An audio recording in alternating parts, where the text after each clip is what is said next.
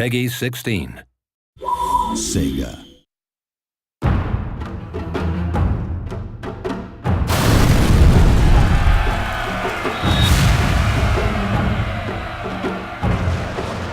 The Fall of the Samurai features the most advanced weaponry ever seen in a Total War game. Even things like just straightforward rifle technology have come on enormously. It's more furious, faster reloading, more death. Over 50 new land and sea units change the rules of engagement, giving battles an entirely different feel. Some of the most interesting ones on land are obviously the Gatling gun, but we've also got a lot of new line infantry units and riflemen. And on sea, got lots of ironclad ships and the torpedo boat, which is perhaps a favourite of mine. Launch torpedoes!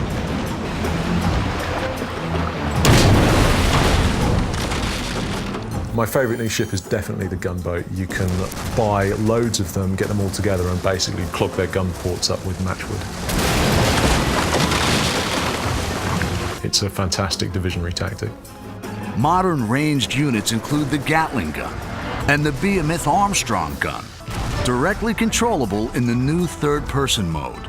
You can hit a hotkey and drop down to third-person mode on cannons and Gatling guns, which enables you to have direct control over the weapon. You actually follow the cannonball along the battlefield until it actually hits its target.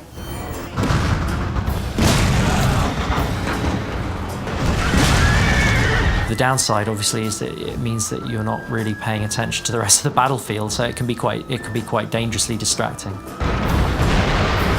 Mighty steam-powered ironclad warships armed with torpedoes make naval battles much more destructive.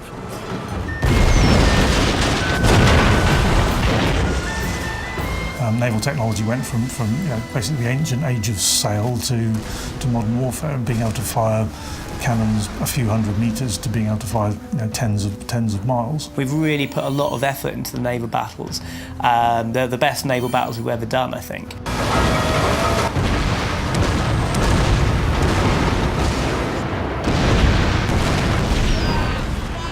To see torpedoes coming towards you and not knowing what to do, and it puts you in a state of panic. I've had several times where I've been playing where I've just kind of frozen. I'm not knowing what to do. Do I try and put it astern? Do I try and steer around it? And that's a totally new part of gameplay, and I think those are really cool. So the new units, they're not just new stats or new models, they are kind of creating totally new elements to the battles.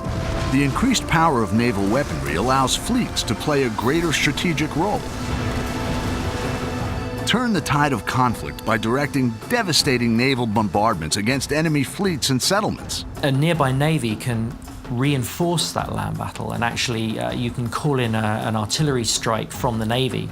So you can select your general and you can pick a location on the map, and you'll basically just see a huge artillery bombardment raining down fire onto the enemy. And you have to time those right because they're not immediate, so you have to kind of try and predict where you should be calling it.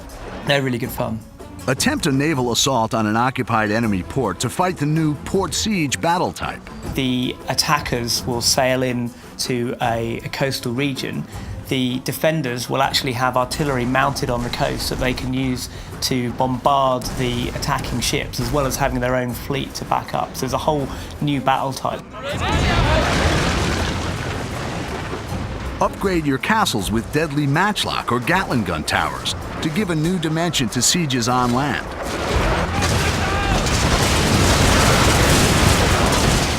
These improvements are all available in the redesigned Avatar Conquest mode, Shogun 2's innovative multiplayer gaming system. So yes, we're bringing in a new Fall of the Samurai avatar, and you'll get a whole 19th century specific skill tree with that.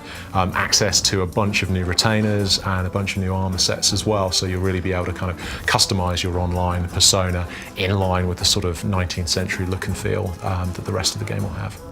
Featuring an expanded 19th century conquest map, new retainers and upgrades for your avatar, multiplayer returns to Total War bigger and better than ever.